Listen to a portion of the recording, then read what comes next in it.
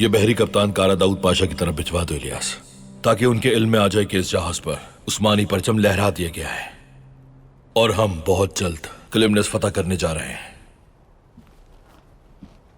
उसके बाद तुम हबशा वालों से मिलना। वो हमें बताएंगे कि सोना कब और कैसे उनके हवाले करना है। उनकी अमानत लौटानी है। ठीक है आका रईस।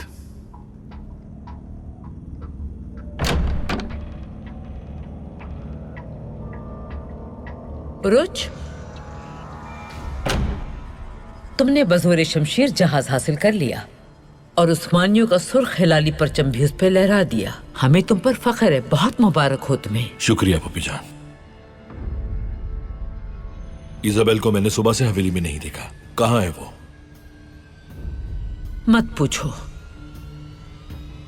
इजाबेल के वालिद को कत्ल कर दिया गया है। क्या? कहाँ और किसने कत्ल किया उसे? यूनिका के लोगों ने उसके घर में। इजाबेल की हालत जार थी, हवेली से निकली और फिर नहीं आई। अगर इसके पीछे यूनिता है तो इजाबेल शहबाज पे हमला कर सकती है। सराय जा रहा हूं मैं।